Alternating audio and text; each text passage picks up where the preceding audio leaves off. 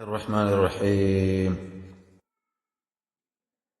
که ته چېرته وغواړې چې ستا په عبادت کې خوند الله عز وجل پیدا کړي او د دې سره سره په طاعت کې د الله رڼا پیدا کړي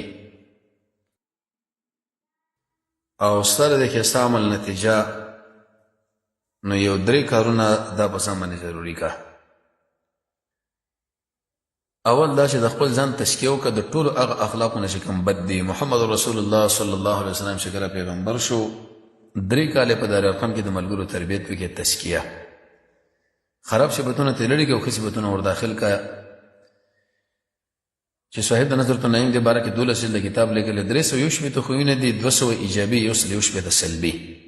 بد صفتونه چې هغه دروغ دي، چغولي ده، بخل دی، حرص کول له اوږد امیدونه او زیات خبرې، عجله، احترام نه ساتل د خلکو، سکینه په ځان کې نه پیدا کول، بخل، تکبر، خودپسندي، ریاګانې، حسدونه.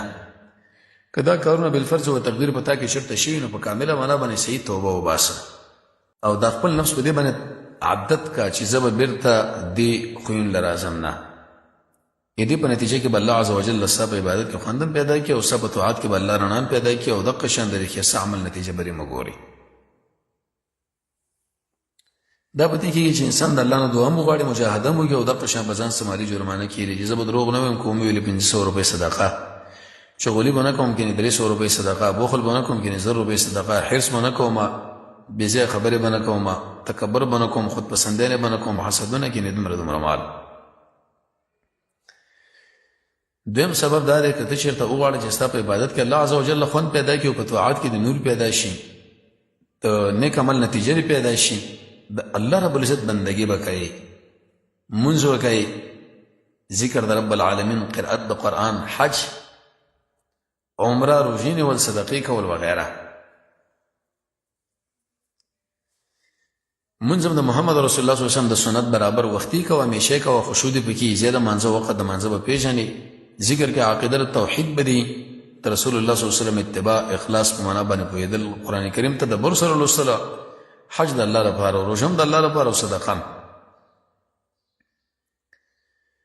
دریم ادب که ته وغواړې چې ستا په عبادت کې الله عز وجل خوند پیدا کړي او طاعت کې د نور الله پیدا کړي او سره عمل ښایسته عمل نتیجه تعالی په لاس باندې درکړی شي، نو ته به د محمد رسول الله صلی الله علیه وسلم د سنت لحاظ ساتي، هم په ظاهر کې هم په باطن کې.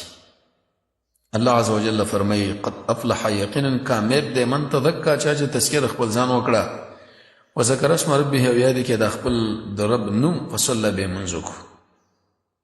بل ځکه فرمایي چې ته به یره ورکړې الذین یخشون ربهم، هغه چاله چې هغه یریږي د رب نه بالغیب، په حال د نه لیدلو کې، واقاموا الصلاة، د مانځه پابندي کوي، ومن تذکا، چا چې ځان تزکیه وکړه، فانما یتزکا لنفسه، خیر ځان لري. او بل ځکه فرمایي چې قد افلح، یقینا کامیاب دی، من هغه چا چې ځان صفایي وکړه. خو په دې شیانو باندې عمل ممکن نه دی مګر هغه انسان دپاره چې هغه آخرت په دنیا باندې غوره کړي او د رب العالمین نه ویریږي. او څوک چې د آخرت نه اعراض کوي او دنیا غوره کړله او د الله نه نه هیریږي، نو هغه بیا د دې شیانو پېژندل هم دله ګران دي، اصول خو له ګرانه خبره ده. الغرض که ته چېرته وغواړې چې ستا د عبادت لذت پیدا شي، ستا په طاعت کې رڼا پیدا شي، ستا د عمل نتیجه، دا 3 کار ضروري ده. په ځان باندې وکړه، ضروري لازمي کا. د بدو صفتونو نه د خپل ځان صفایي چې هغه دروغ دي، چغلي ده، بخل دی، حرص دی، ډېرې خبرې دي بېځایه، تکبر دی، خودپسندي ده، ریا، حسد، بل. دیم د رب العالمین بندګي ده، منځ کول، ذکر، قرأت د قرآن، حج، عمره، روژې، صدقې، او دې سره د محمد رسول الله صلی الله علیه وسلم د سنت لحاظ ظاهرا او باطنا. د پیغمبر د سنت د تابعداري سل پیدا علماء لیکلي دي. یو پکې دا چې الله به سره عبادت خوند پیدا کړي، په طاعت کې به یې رڼایي، د ښایسته عمل نتیجه به وي. دې سره په دې خوا کې دا خبره مې یاد ساته، ډېر انسانان دا وایي چې موږ بندګي د رب العالمین کوو، زموږ په عبادتونو کې خوند نشته، د خوند دپاره 11 اسباب پکار دي. اول، مخلوق له به شکایت نه کوي. کوم انسان چې مخلوق له شکایت کوي، الله د عبادت خوند ختموي.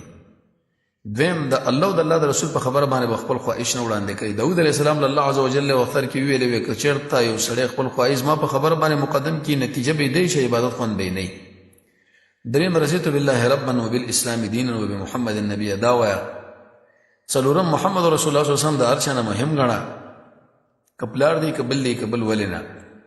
پنځم د پردې زنانو ځان ساته، د هغې د نظر نه صحیح د مشکات دویم جلد کې دا روایت دی. شپږم د حرامو نه ځان ساته. اووم په ځان کې اخلاص پیدا کا. او اتم یو موقوف روایت کې دا راغلی په روایت د علي بن ابي طالب، عقیده د توحید، اتباع د محمد رسول الله، تقدیر باندې ایمان، او د قشن په آخرت باندې ایمان.